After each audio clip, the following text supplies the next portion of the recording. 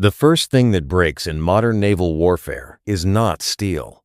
It is the illusion that expensive fleets can keep solving cheap problems forever. Picture the scene as clearly as you can. A Houthi-like group rolls launchers into position near a hostile coastline and sends 50 one-way attack drones into the night. Each drone costs roughly $2,000. The entire raid costs about $100,000, less than the price of a luxury car, less than the annual maintenance cost of some naval subsystems, less than what a bureaucracy can waste arguing over the color of a presentation slide. But the destroyer waiting out at sea may respond with interceptors that cost hundreds of thousands, sometimes millions, per shot. In the ugliest version of that equation, the ship survives by throwing away $50 million in missiles just to kill a swarm that cost the attacker almost nothing to build. That is not a clean military victory. That is economic self-harm in uniform. It is like defending your house from thieves throwing rocks by firing gold bars through the windows. Yes, you may still own the house when the night is over. But if the attacker can make you repeat that trade often enough, the question is no longer whether you can defend yourself. The question is whether you can afford to keep doing it. That is the real shock of the drone age. The fleet still looks magnificent. The radar still glows. The combat system still hums with exquisite engineering. But the numbers underneath the performance are rotting, and every admiral who understands the future knows that a fleet can win the tactical exchange and still lose the strategic contest if the cost curve has flipped against it. This is Battletech Declassified. Modern Warfare Explained. And that is the promise of this story. By the end, you will understand why cheap autonomous mass is turning billion-dollar warships into nervous accountants, how navies walked into this trap, why traditional missile defense was never built for endless swarms of expendable threats, and why the future of sea power is no longer about one perfect ship carrying one perfect shield. It is about ecosystems, affordability, adaptation, and whether modern fleets can stop behaving like aristocrats in a street fight. Because the age of the untouchable fleet is ending, not with a single dramatic catastrophe, but with a series of raids that expose a far more humiliating truth. The weak no longer need to match the strong ship for ship. They only need to make the strong defend themselves stupidly. Imagine the destroyer in darkness. The sea is calm enough to lie to you. The air is heavy with salt and machine heat. Deep inside the ship, the Combat Information Center glows with disciplined quiet. Operators sit under soft light, staring into radar pictures, track data, electronic emissions, all the digital reflections of danger moving somewhere beyond the hull. Then the screen begins to thicken. One return becomes 4. 4 becomes 9. 9 becomes 17.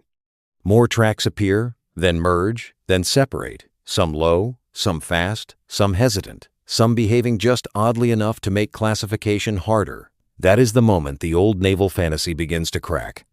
Not the moment of impact, not the explosion. The moment of cognitive crowding, when the battle stops looking like a duel and starts looking like a traffic jam engineered by a sadist.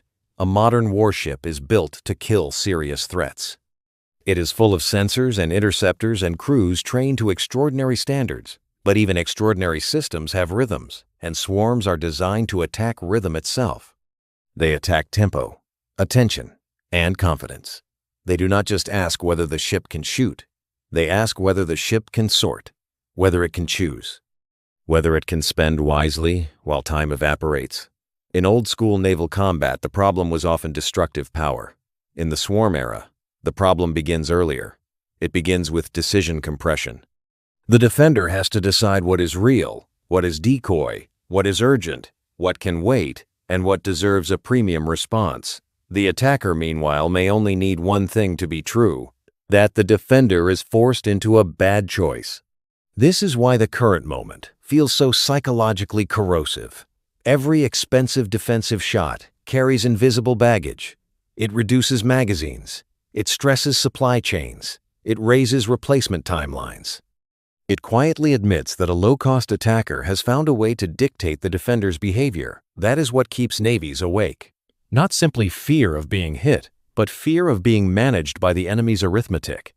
Because once the attacker can force the ship to react in a premium way to a bargain bin threat, sea power starts to feel less like dominance and more like a protection racket. The warship still looks proud above the waterline. Below the waterline, the spreadsheet is screaming.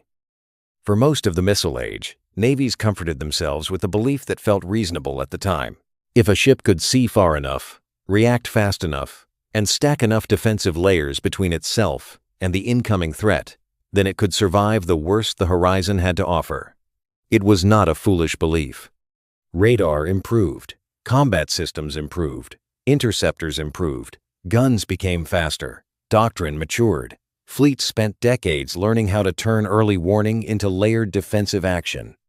The warship became less a platform and more a floating nervous system, sensing, classifying, and responding with industrial precision. But beneath that impressive evolution, a hidden assumption remained. The assumption was that the cost of defense would remain strategically tolerable, that even if incoming weapons became deadly, the defender's answer would still make economic sense. That assumption is now collapsing. The drone age did not invent naval vulnerability. It weaponized affordability. It took the old missile lesson and made it cheaper, more flexible, more numerous, and more humiliating. Suddenly, the danger was not just lethality. It was that the defender could be trapped into spending wealth, inventory, and attention in ways that could not be sustained. A fleet can survive one absurd exchange. It can survive several. But if a modest actor can keep forcing first-rate warships into worst-case cost trades, then the defender is no longer simply fighting a tactical battle. It is fighting a long campaign against its own habits. That is the background to everything else in this script. This story is not really about drones alone. It is about a broken relationship between prestige and practicality. Modern fleets were shaped by an era that rewarded exquisitely engineered solutions against high-end threats.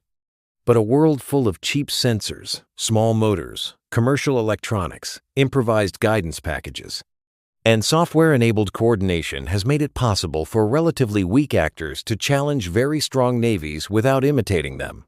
They do not need carriers. They do not need cruisers. They do not need to outbuild the fleet. They only need to create enough pressure that the fleet keeps responding like a rich man slapping mosquitoes with antique silverware. That is the shift. And once you see that shift clearly, the rest of the century begins to look different. Because the future of sea power will not belong simply to whoever builds the largest ships. It will belong to whoever learns fastest how to defend those ships without bleeding themselves dry. History usually whispers before it screams. The trouble is that military institutions are like all giant institutions. They hear the whisper, study it, file it, lecture on it, and then go back to building confidence around the system that worked last time. That is why the first warning matters so much. If you ignore the shape of the first crack, you often mistake the next collapse for a surprise. And for modern navies, one of the earliest great warnings arrived not in the drone era, but in the missile era. When the sea first began to show how a compact offensive weapon could produce strategic shock out of proportion to its size, the warning was brutal precisely because it was so clear. A modern warship, designed by a first-rate navy and operated by professionals, was still vulnerable to a relatively affordable anti-ship missile strike. That moment did not merely reveal a tactical weakness. It exposed a strategic truth. Sea power could be challenged asymmetrically. A smaller actor did not need equal tonnage to create unequal fear. That is the seed from which today's swarm problem grew. And yet, for years, the deeper lesson sat half-digested. Navies improved readiness, yes. They improved radar discipline, missile defense, point defense procedures, yes. But the uncomfortable economic logic underneath the warning was not fully absorbed. The danger was not just that anti-ship missiles existed.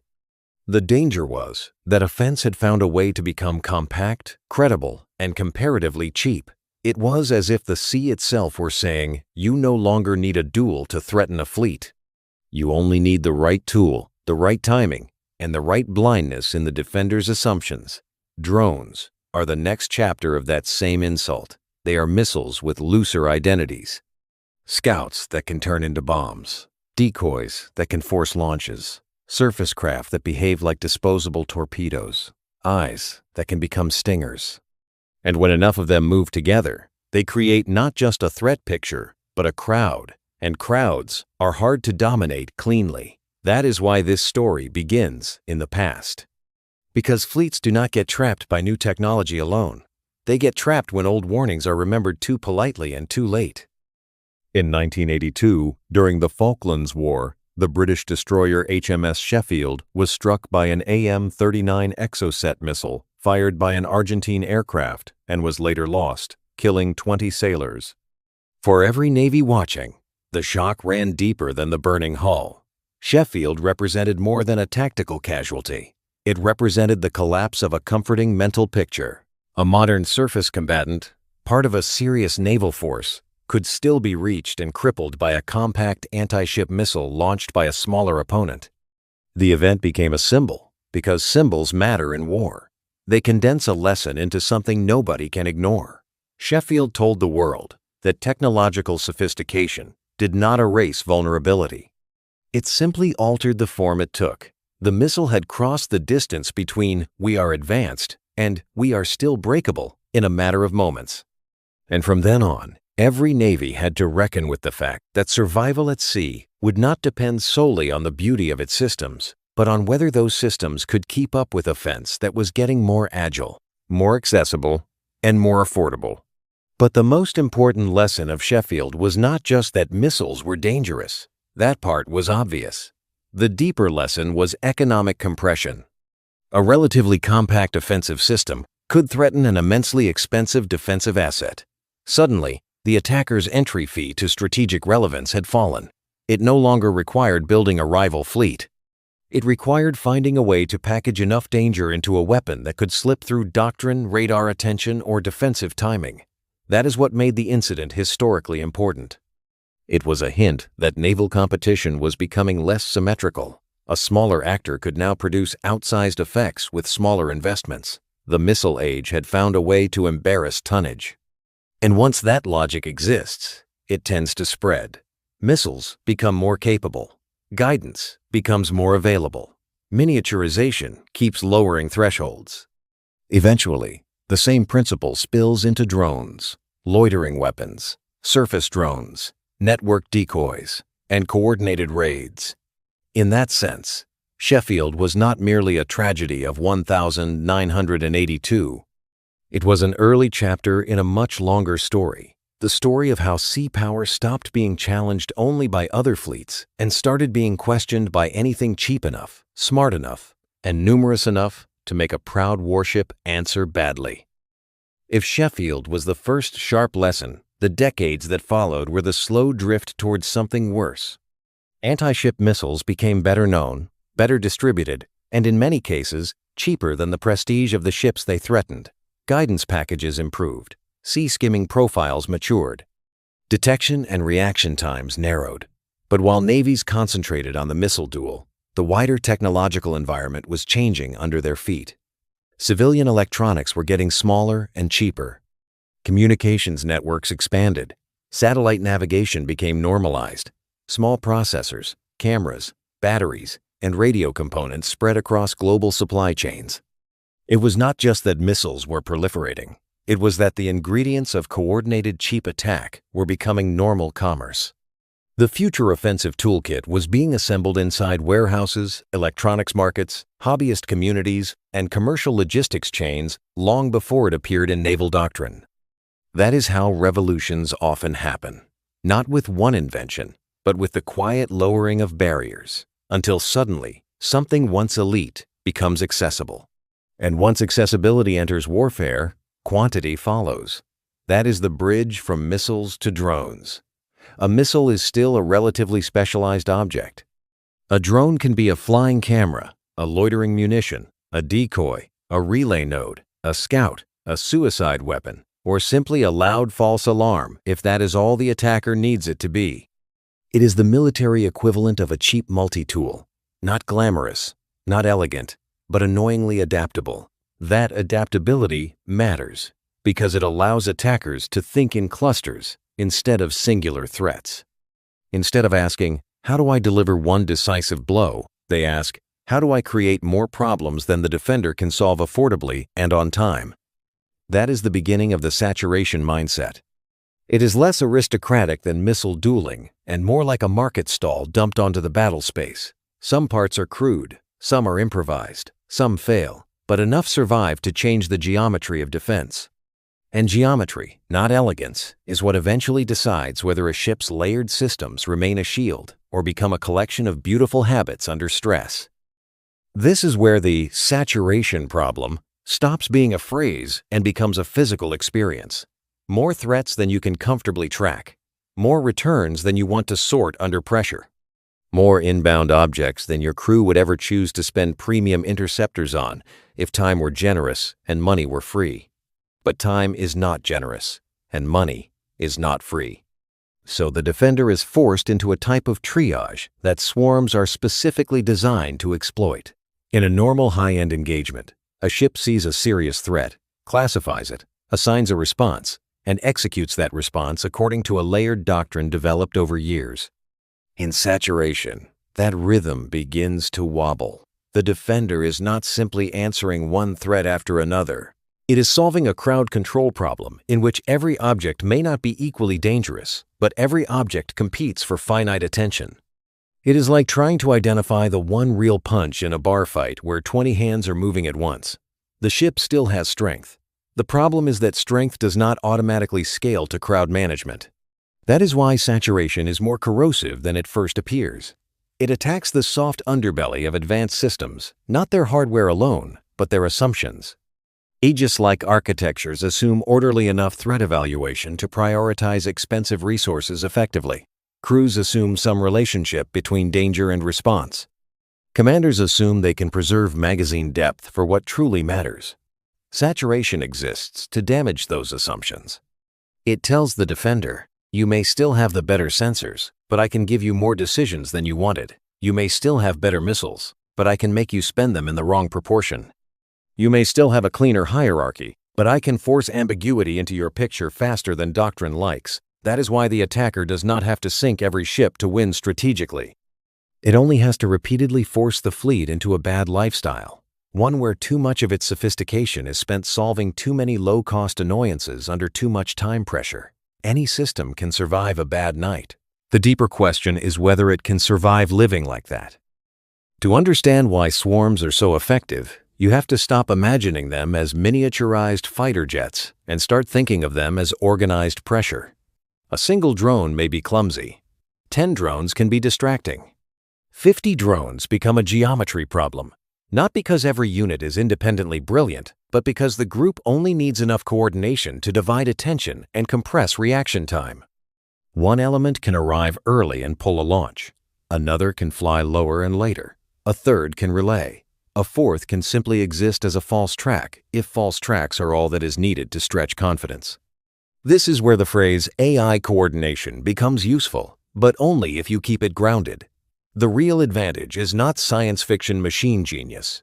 It is good enough autonomy, good enough navigation, and good enough synchronization to behave like a crowd with intent. Crowds matter because defense is often built around sequences. Detect, classify, decide, engage. Swarms attack sequence itself. They try to make everything happen close enough together that the defender cannot cleanly move from one phase to the next without overlap, hesitation, or overspend.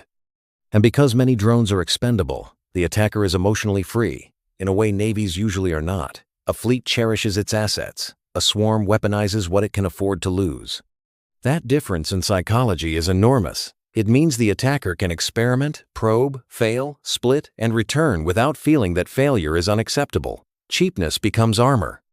Disposability becomes freedom. That is one of the strangest truths of modern war. The side that values its machines least can sometimes use them most ruthlessly.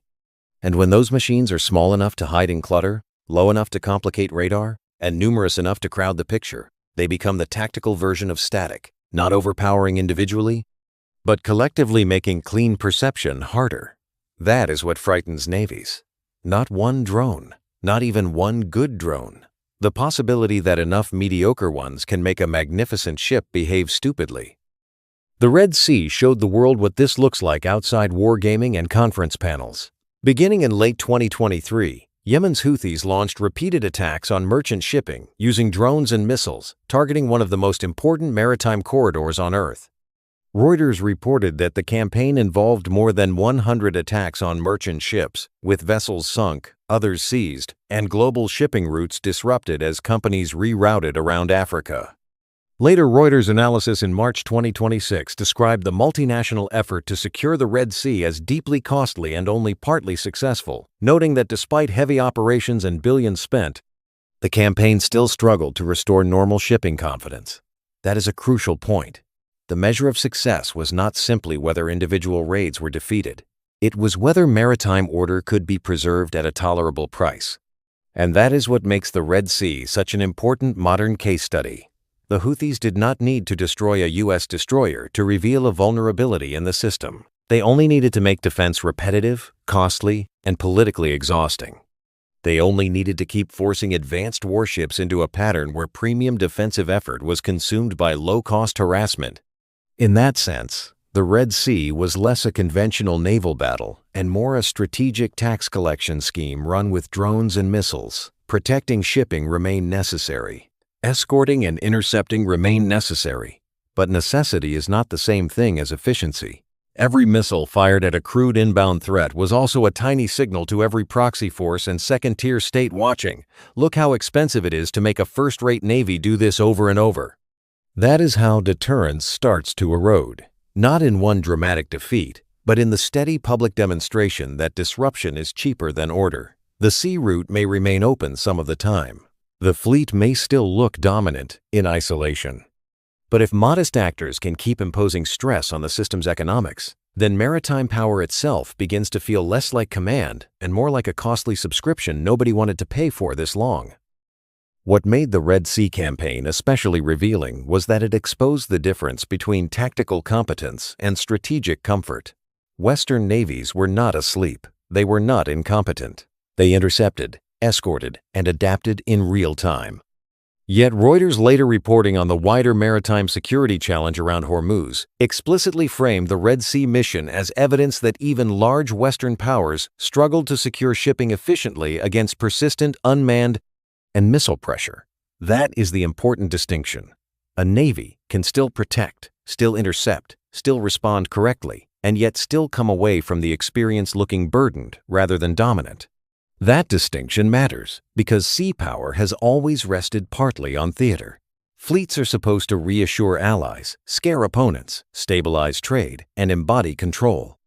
But what happens when the fleet still appears powerful and yet the shipping lane remains uneasy? Insurers stay nervous, routes stay longer, and every attack generates another expensive night of missile launches and combat air patrols. The theater changes.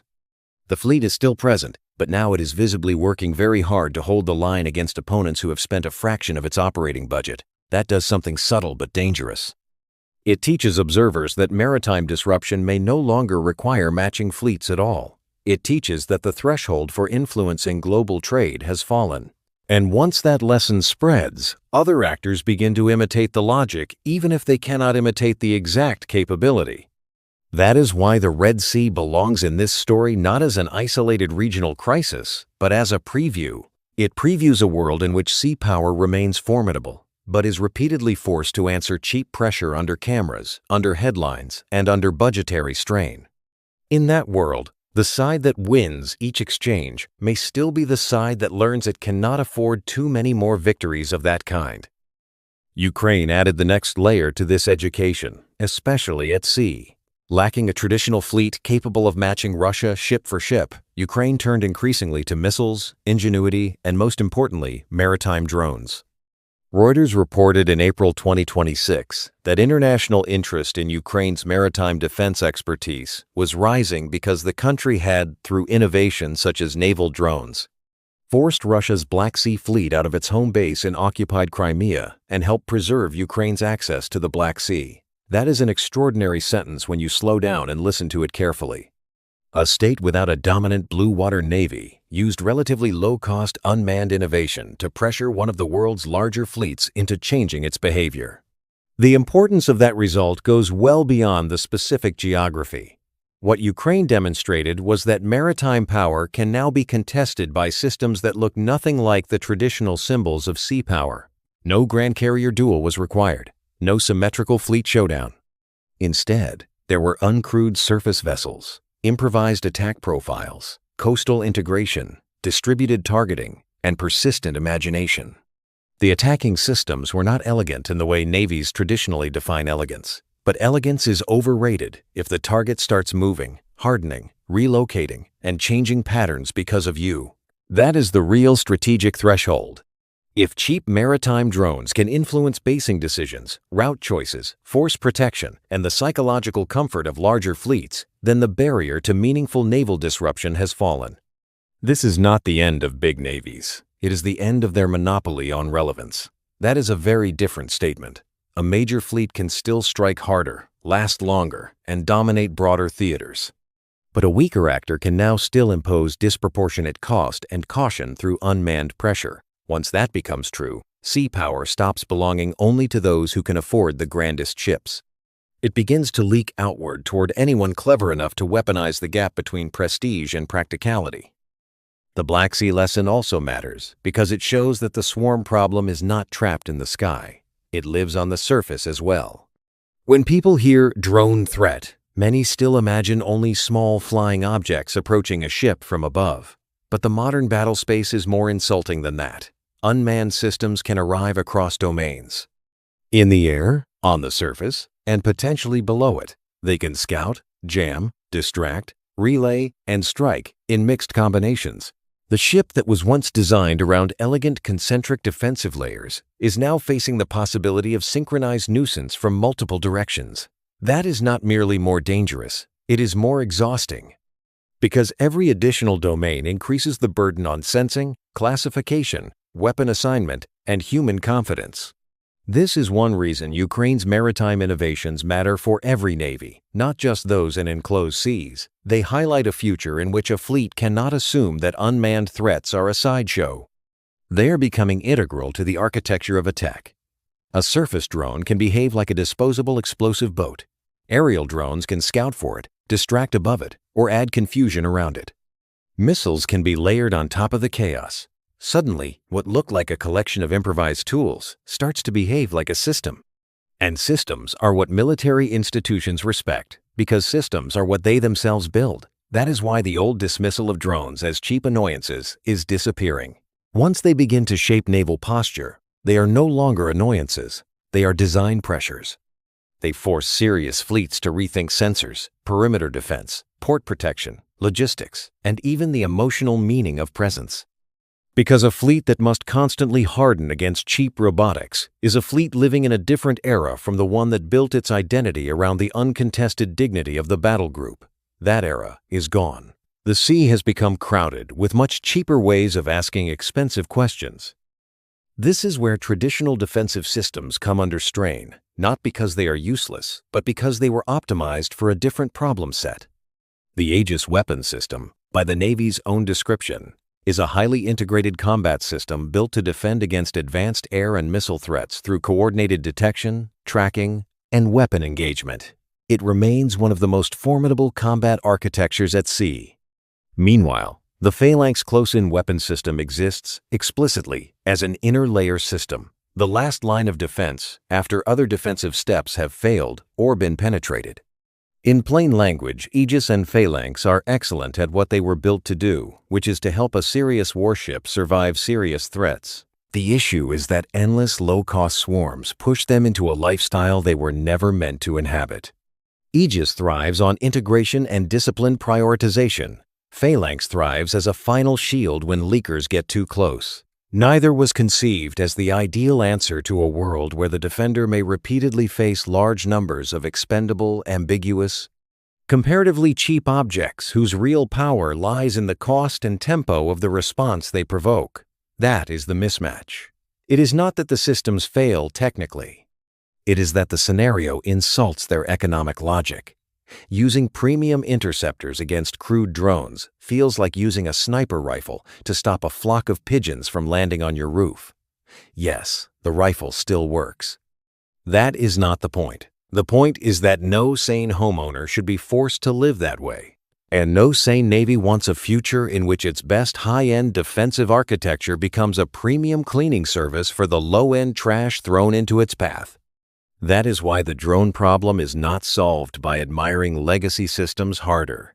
It is solved by adding cheaper, earlier, more distributed ways of handling the low-cost threat spectrum before it reaches the layers designed for more serious work. The same is true for close-range guns and point defense. The closer a threat gets to the ship, the less graceful the defense becomes. Close-in systems are vital, but they are the last line for a reason. Solving the swarm problem at close range means the raid has already achieved something valuable. It has compressed the battle into the zone of least comfort. It has forced the defender to handle a dense, ugly, rapidly evolving problem when time is almost gone and consequences are immediate. A close-in gun can kill. A missile can kill. A short-range launcher can kill. But if the ship keeps needing that layer night after night against masses of cheap targets, then the attacker has already shaped the fight on favorable terms. This is why people who imagine the future of naval defense as simply more missiles are misunderstanding the challenge. The problem is not a lack of lethality. It is a lack of scalable, affordable, and early lethality against the cheap end of the threat spectrum. A warship can only carry so many premium weapons. It can only fire them so often before replacement becomes a strategic issue. It can only keep crews in constant high-alert intercept cycles for so long before fatigue itself becomes part of the danger. Swarms exploit this by forcing the defender down the ladder of comfort. First, the defender uses expensive long-range answers, then medium solutions, then close-in guns. The attacker's dream is not necessarily to guarantee a hit. It is to drag the defender into a rhythm of constant expenditure, constant readiness, and constant awkwardness. That rhythm is corrosive. It turns an advanced fleet into a nervous system under chronic stress. And chronic stress, in military institutions as in biology, eventually produces failure not because the organism has no strength, but because strength alone is not the same as sustainable health. So the race to adapt begins with one brutal realization. If the attacker wants to win by making every defensive shot expensive, then the defender must make the shot cheap. That is why directed energy has become so important. Systems like Helios, the high-energy laser with integrated optical dazzler and surveillance, and Odin, the optical dazzling interdictor, Navy, are not exciting because they sound futuristic. They are exciting because they attack the economics of the problem directly. Navsia has described Helios as part of a family of systems intended to help surface ships defend against missiles, unmanned aerial vehicles, and surface craft.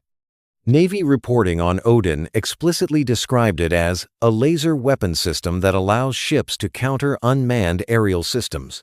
In other words, directed energy is not a science fair side project. It is one of the clearest institutional admissions that missile-heavy defense alone cannot remain the answer forever. The attraction is obvious. A laser does not need to replace every interceptor to be revolutionary. It only needs to absorb enough of the low-end drone burden that the premium missile magazine is preserved for premium threats. That is the key. Lasers promise a way to push the cost per engagement dramatically downward, not infinitely, not magically, and not without constraints, but enough to restore some sanity to the exchange ratio. In the old absurd scenario, the ship fires luxury-priced missiles at bargain bin drones. In the laser scenario, the ship begins to answer at least part of the cheap raid with something closer to affordable repeated fire. That does not create invulnerability. It creates breathing room. It gives the defender a chance to stop behaving like a millionaire trying to extinguish a kitchen fire with vintage champagne. And in this fight, breathing room matters as much as destructive effect.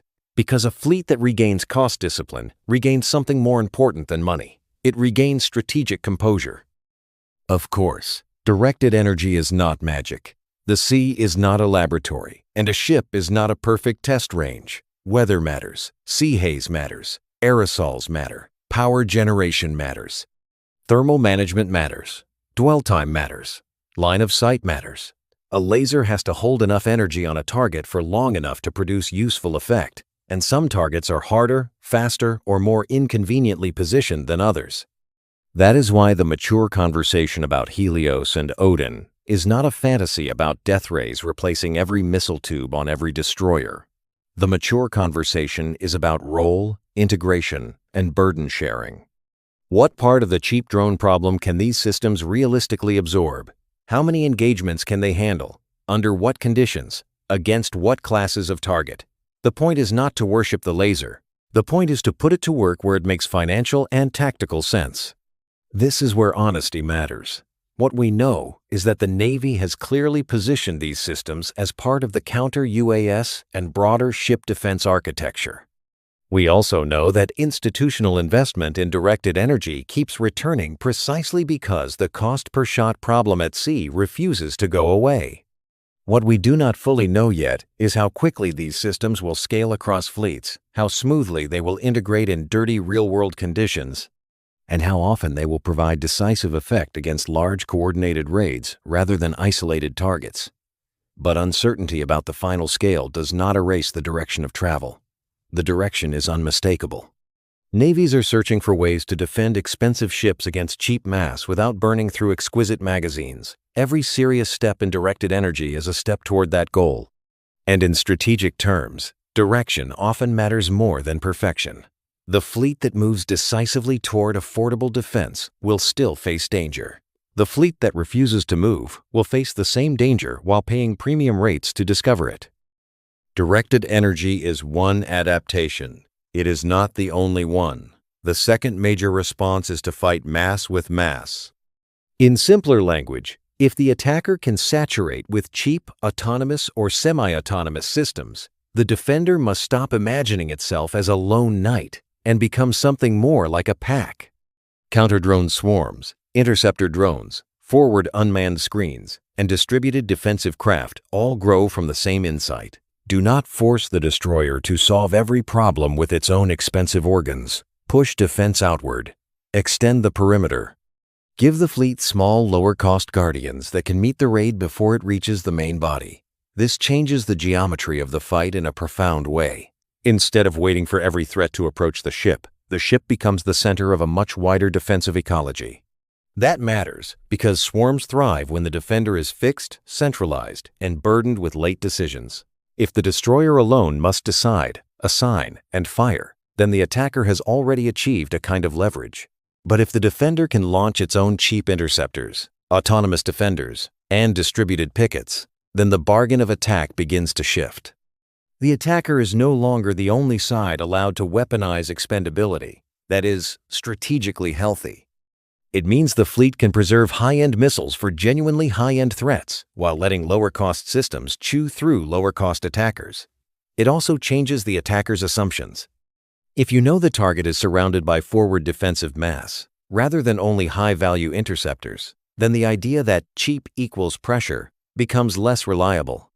Now cheap also belongs to the defender. And once cheap belongs to both sides, the contest moves away from raw exchange rate exploitation and back toward integration, doctrine, and tempo. That is a far better fight for a serious Navy to be in. There is also a subtler reason counterswarms matter. They help restore depth. One of the great weaknesses exposed by the drone age is that many warships remain too dependent on a finite number of highly prized answers. Missiles are precious. Gun ammunition is finite. Crew attention is finite. Radar confidence is finite. Once a raid starts chewing through those precious layers, the whole ship begins to feel narrower than it looks from the outside. Counterswarms widen the ship again. They create more distances at which trouble can be met, more objects that can intervene, and more ways to force the attacker to reveal itself early. That is not simply tactical convenience. It is a restoration of depth, and depth is what allows a force to absorb shock without immediately feeling cornered. Of course, building useful counterswarms is not trivial. These systems must be networked, safe, discriminating, and fast enough to matter. They need identification logic so they do not become hazards to friendly assets. They need endurance long enough to extend the perimeter meaningfully. They need interfaces simple enough to support real crews under stress. And most importantly, they need to be cheap enough in production and operation that the defender does not simply recreate the same old trap at a smaller scale. That is the constant test. Every adaptation must be judged against the cost curve, as well as the tactical curve. If the solution to cheap mass becomes another precious toy, then it has missed the point. But if the solution becomes a truly scalable family of low-cost defensive partners, then the fleet begins to evolve away from brittle prestige and toward resilient practicality. That is the transformation modern sea power desperately needs.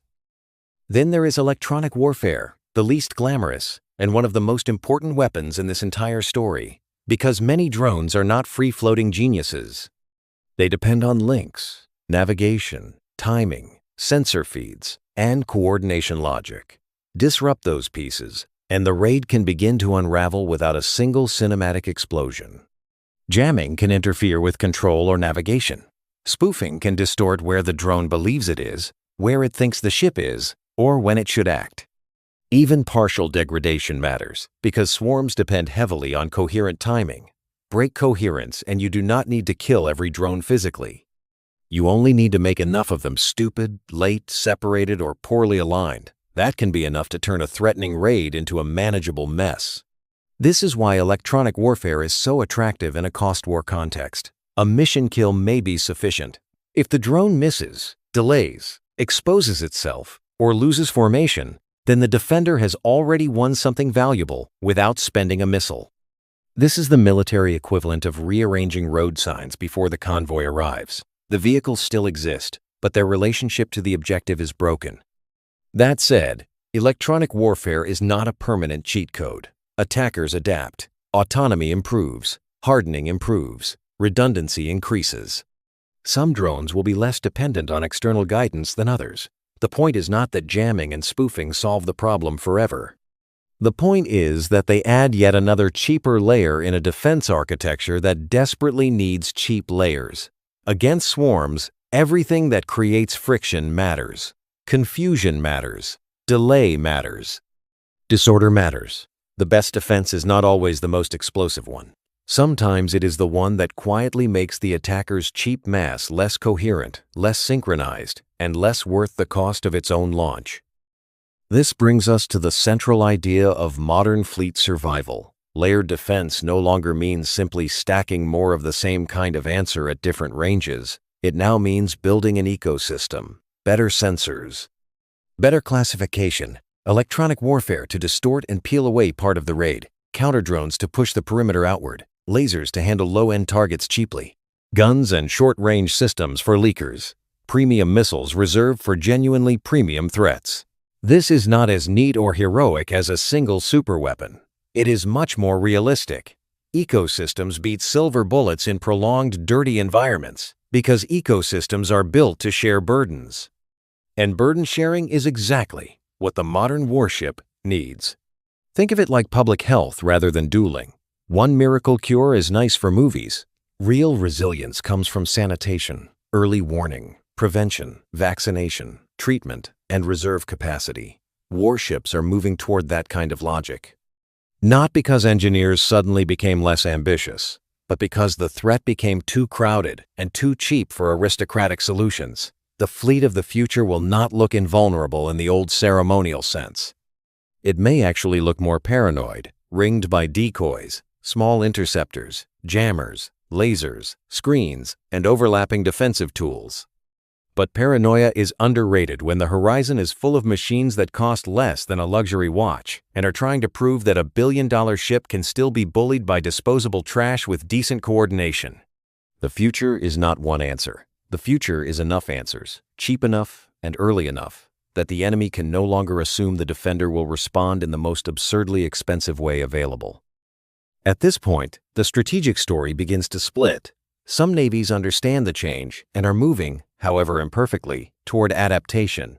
Others are drifting. The United States, for all its bureaucracy and uneven procurement pace, is clearly taking the drone and swarm problems seriously. Directed energy programs continue. Counter-UAS efforts continue. Aegis remains foundational, but is increasingly part of a wider, layered defense conversation rather than a self-contained solution.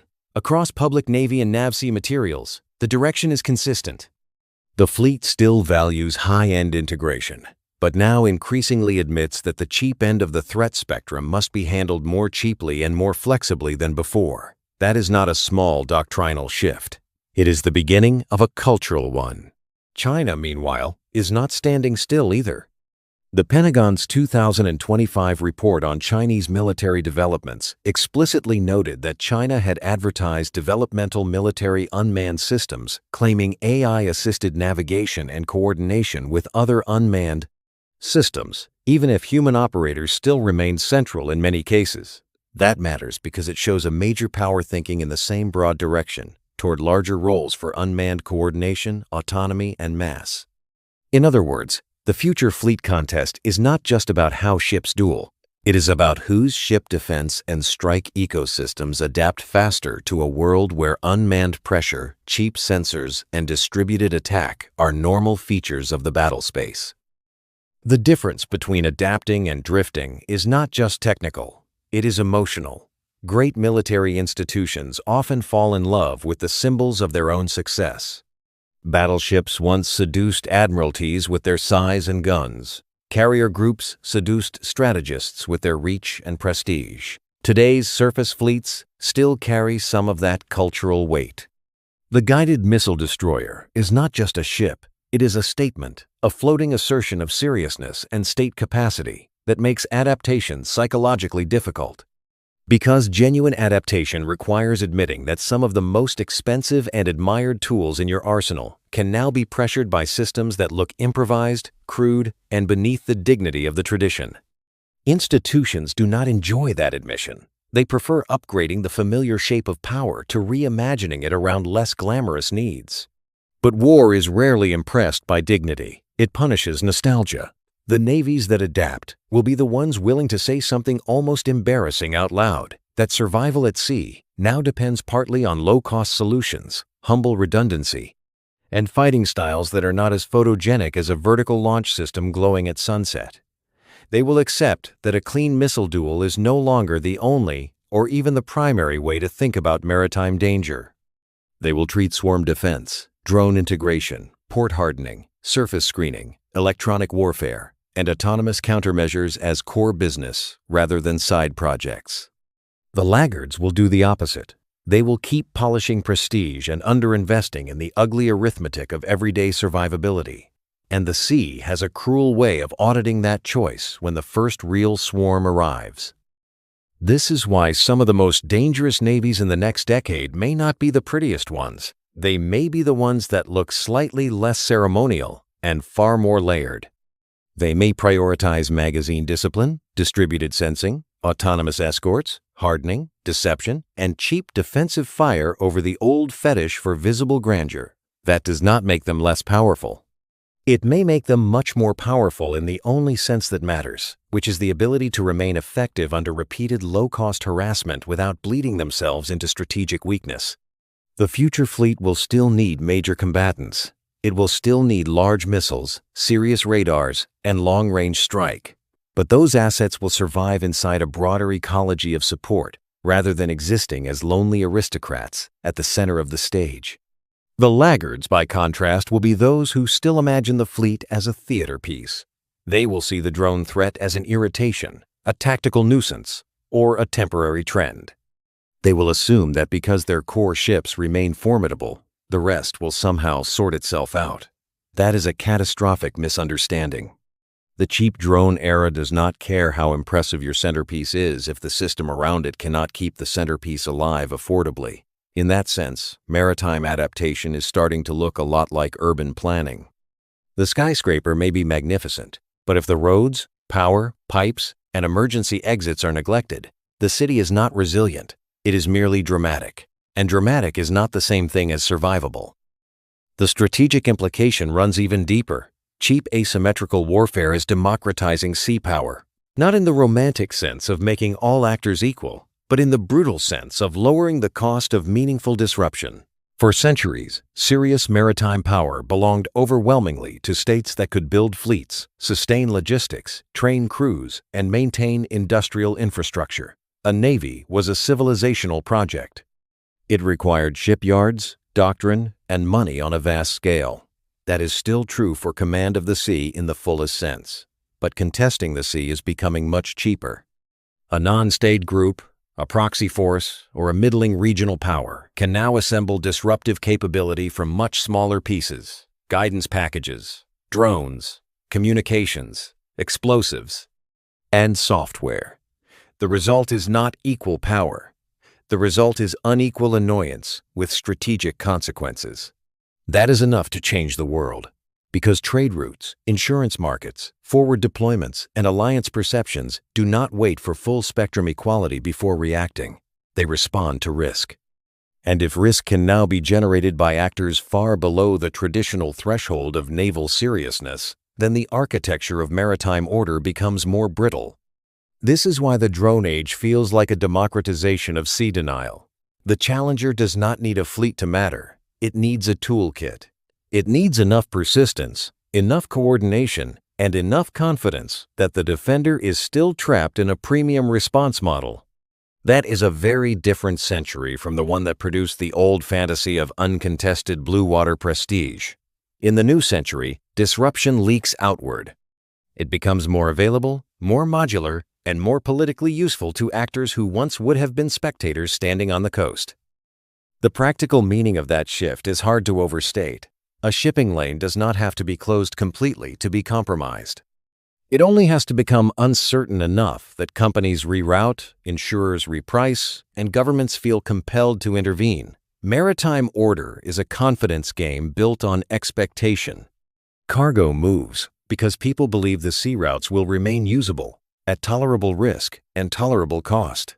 Cheap drone and missile pressure attacks that expectation directly. It says, "I do not need to dominate this corridor. I only need to make the people who use it think twice often enough that someone powerful is forced to pay to keep it open." That is sea denial without sea command, and it is strategically potent precisely because it is affordable. This is the insight many older models of naval theory struggle to absorb emotionally. They are rooted in control, blockade, decisive battle, fleet concentration, and tonnage, all still important. But the modern disruptor often wants something simpler and cheaper. Delay, fear, diversion, cost inflation, political embarrassment. It wants to show that the global system can be nicked and prodded by actors who could never dream of meeting a great fleet head-on.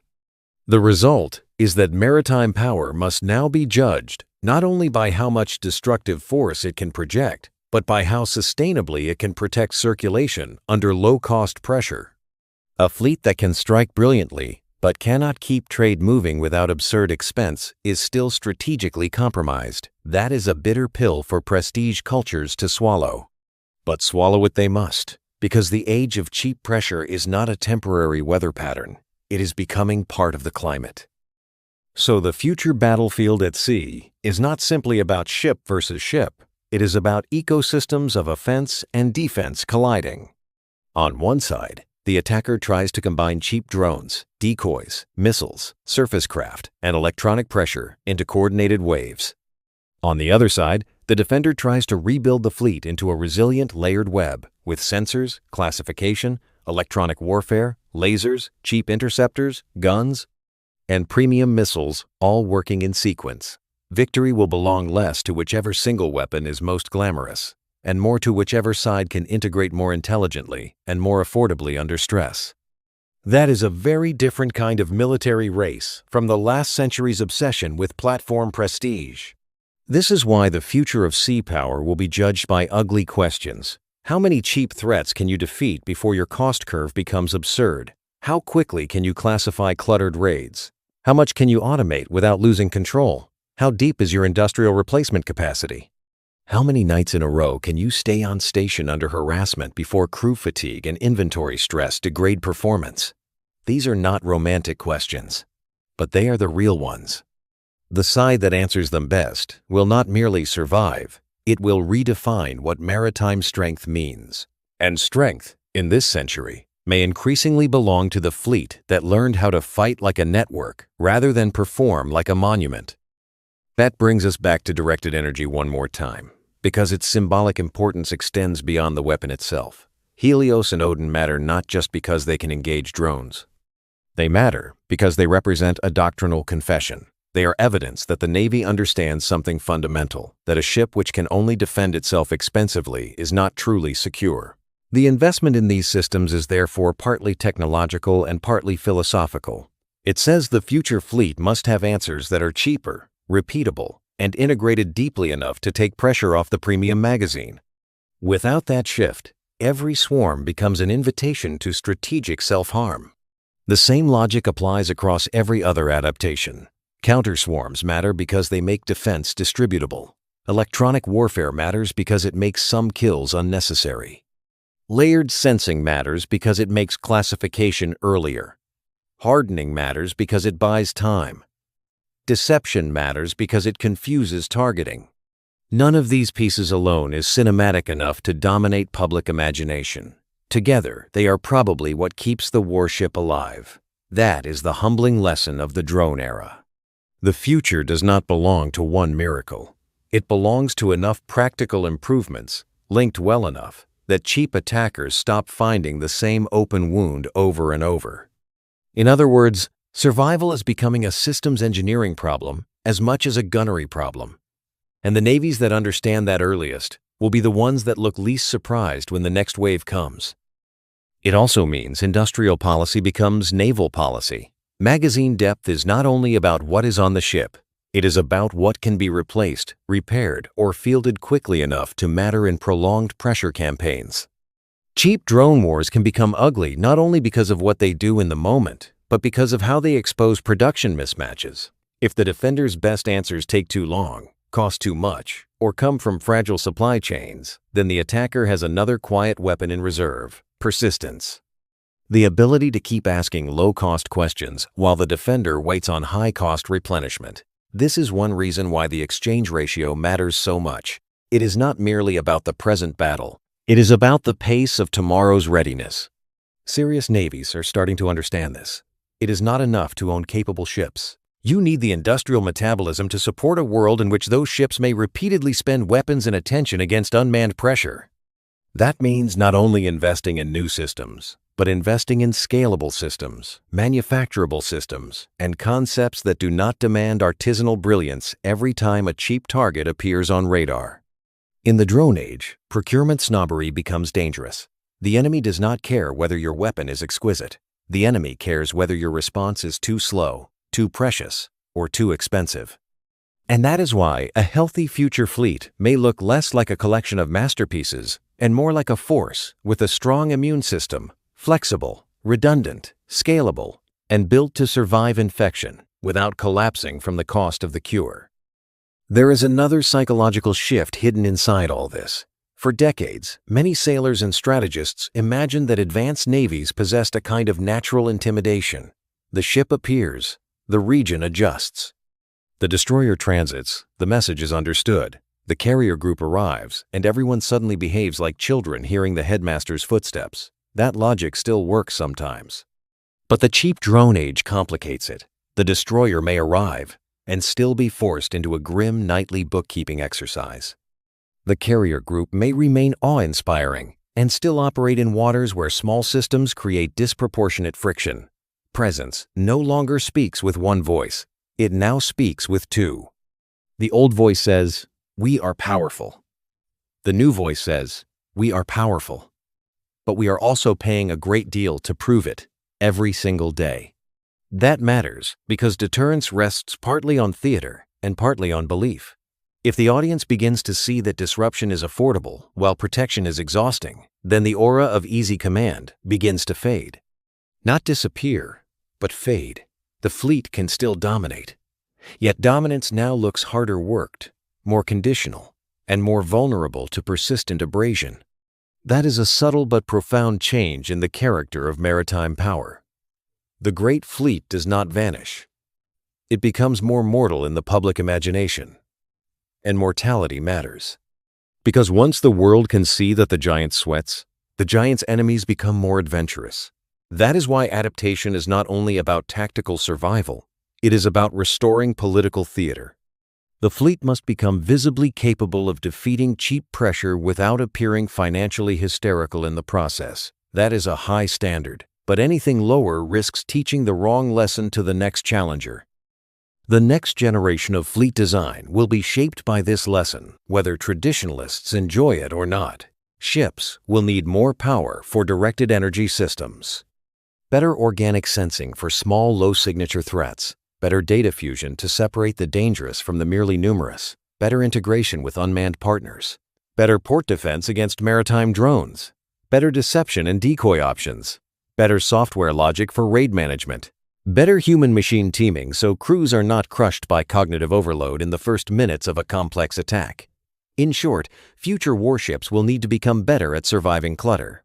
Clutter is the defining word here, because it captures the humiliation at the heart of this era. High-end navies were built to master the impressive, the fast, the lethal, the technically sophisticated. Now they must also master the cheap, the small, the noisy, the ambiguous, and the irritatingly disposable. That is not a glamorous burden, but it may be the decisive one. The fleet that can thrive in clutter, not merely survive it once, but thrive in it repeatedly and affordably, will be the fleet that shapes the next maritime order. The fleet that will still possess beautiful capabilities, yet it will begin to feel like a grand old mansion built on a street where every passing hooligan has discovered the joy of throwing bricks at stained glass. Eventually, even the most elegant house starts boarding up the windows. The deeper you look, the more this becomes a civilizational contest about adaptation speed. The technology itself is not the only issue. Bureaucracy matters. Procurement culture matters. The willingness to learn from uncomfortable case studies matters. Countries that can field, test, iterate, fail, and iterate again will have an enormous advantage over those that insist on perfect solutions before any fielding at all. Swarm warfare rewards evolutionary behavior. It punishes ponderous pride. That is why some of the most interesting military innovation right now is not happening in the form of one giant revelation. It is happening in rapid loops, experimentation with drones, counters, jammers, autonomy, and integration in real conditions.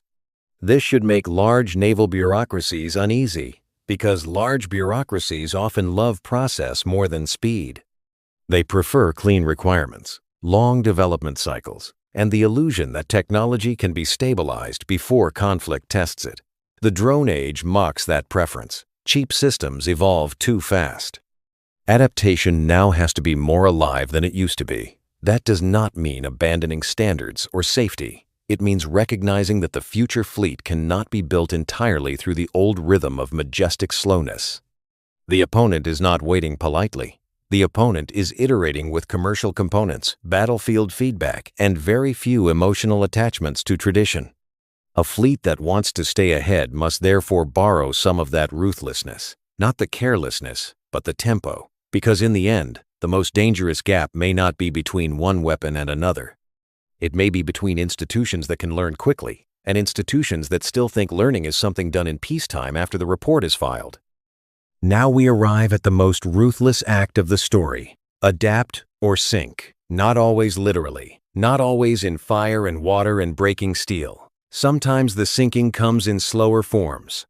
A navy sinks strategically when it becomes too expensive to keep where it matters. It sinks psychologically when every deployment becomes a debate about whether the trade-off is worth it. It sinks politically when allies begin to doubt that its presence stabilizes more cheaply than disruption destabilizes. It sinks doctrinally when it keeps answering tomorrow's problems with yesterday's prestige. Physical loss is the most dramatic form of failure. It is not the only one, and in the drone age, some of the most damaging defeats may happen long before any ship actually goes down. That is what makes the phrase adapt or sink more than rhetorical flair. It describes a real fork in the road. Navies that reimagine themselves around layered affordable defense, distributed sensing, autonomous partners, and low-cost counters will still face danger, but they will face it on better terms. Navies that refuse to do so will remain superficially impressive while becoming strategically brittle. They will keep their ceremonies, their towering radars, their beautiful launch cells, and their polished confidence. Then they will meet a swarm, or a campaign of swarms, and discover that none of those things automatically adds up to sustainable survivability. At that point, the sea does what it always does. It strips away illusion faster than pride can repair it. The United States is not alone in seeing this. China's military development trajectory, as summarized by the Pentagon, includes increasing autonomy in unmanned systems and advertised AI-assisted coordination concepts. Even if many systems still rely heavily on human control, that matters because it shows both sides of the major maritime competition absorbing a common lesson. The future contest is not just about large combatants, missile cells, or raw hull counts. It is also about autonomous support, distributed mass, and defensive ecosystems able to survive swarming pressure. A Navy that ignores that dimension will be competing in only half the battle space. That is one reason this problem should be treated as structural rather than fashionable. Some topics in defense are trends. They surge in conference language, then quietly fade. The drone swarm problem is not one of those. It is increasingly being woven into the strategic expectations of major powers, regional actors, and proxies alike. It touches ship design, doctrine, logistics, alliance burden sharing, and industrial policy. It touches the entire journey, from a radar return to a budget line. The navies that see it merely as a temporary nuisance will eventually discover they were under-reading the century. The navies that build around it will still fear what is coming, but they will at least be afraid in useful ways. Meanwhile, actors with much less money are studying the same battlefield from the opposite direction. They do not ask, how do we become a global navy? They ask, how do we make global navies miserable? That is a cheaper question and in many ways a smarter one. The modern disruptor does not need to own the sea. It needs to weaponize the defender's bad habits. Over-centralization, premium responses, slow procurement, assumptions of order, emotional attachment to prestige, dependence on finite magazines, confidence that all meaningful threats will look serious enough to justify expensive action. Every one of those habits can be exploited by cheap drones, surface craft, decoys, and mixed swarms. Once this logic is understood, the strategic playing field changes fast. A militia, proxy, or smaller state may still be unable to fight for command of the sea, but it can now fight for denial, irritation, and distortion at a much lower entry cost than before. That is enough to matter in geopolitics, enough to raise prices, enough to force escorts, enough to bend routes, enough to make legislators ask awkward questions, enough to create a gap between what the fleet seems to promise and what it can efficiently deliver. That gap is the attacker's real target. The ship is simply the most visible instrument through which the attack is felt. This is why the age of the invulnerable fleet is over. Not because fleets are obsolete, and not because every cheap actor can suddenly destroy every expensive ship. That would be simplistic. The age is over because the monopoly on meaningful disruption has eroded. The strongest navies still possess reach, strike, endurance, and integration on a scale most opponents can barely imagine. But they now inhabit a world where even modest actors can impose real operational, financial, and political stress using low-cost, unmanned pressure. That changes the meaning of invulnerability. A fleet may remain physically superior while losing its aura of effortless command. And aura matters in strategy, because aura shapes expectations. Once effortless command disappears, the fleet enters a harder phase of history. It must prove not merely that it can kill, but that it can stay present under swarming pressure without burning itself down to the waterline financially. It must show that it can protect trade without turning protection into a luxury service. It must show that it can absorb noise, ambiguity, and low-cost harassment without appearing exhausted. This is a taller order than the old idea of prestige dominance, but it is also more honest, because the sea has never really rewarded vanity. It rewards endurance, adaptability, and the capacity to keep functioning when the environment grows nastier than your doctrine expected. Return now to the destroyer in our opening scene. 50 drones, $100,000 of attack, $50 million of defense if the worst version of the exchange is accepted. That one image explains more about the future of maritime warfare than 100 polished brochures. It captures the core insult. The weak no longer need to outbuild the strong. They only need to make the strong spend foolishly. They only need to turn the fleet's own sophistication into a cost liability. That is the revolution. Not a technological mystery, but a strategic inversion. Cheapness, once associated with inferiority, becomes leverage. Expense, once associated with superiority, becomes a trap if not carefully managed. The whole future hangs on whether navies can break that inversion. Can they redesign defense so the cheap end of the threat spectrum is handled cheaply enough to preserve the fleet's strategic sanity?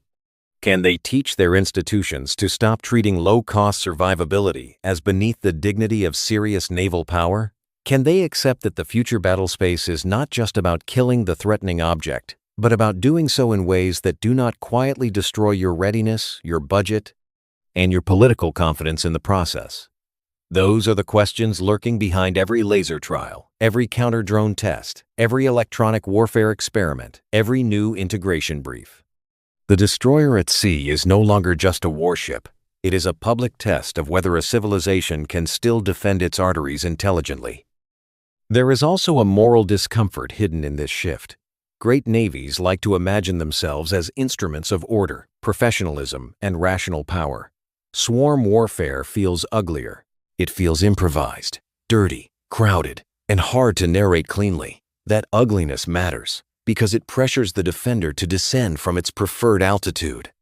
It forces a culture shaped by doctrine, rules, and expensive machinery to wrestle with attackers who are willing to be sloppy as long as the sloppiness is cheap and coordinated enough to create effect. In some ways, that is the hardest adjustment of all.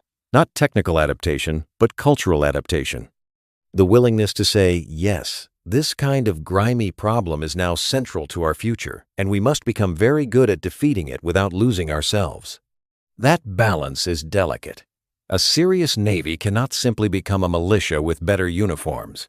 It still needs discipline, safety, precision, and political accountability. But it also cannot stay emotionally committed to forms of combat that flatter its self-image while the real threat evolves somewhere else. The best institutions will therefore do something unusual. They will preserve professionalism while shedding vanity. They will keep the rigor while abandoning the illusion that rigor must always arrive in glamorous form. That kind of maturity is harder than buying a new missile, but it may prove far more decisive. What will the fleet of the next decade look like if it succeeds? It will still have destroyers, frigates, carriers, submarines, and long-range missiles. But around those legacy symbols will grow a more complicated defensive organism. Directed energy, counter-UAS packages, surface and aerial unmanned screens, better soft-kill integration, better decoys, better sensor fusion for low-signature objects, better interfaces to reduce cognitive overload, better industrial thinking about replacement and cost per shot.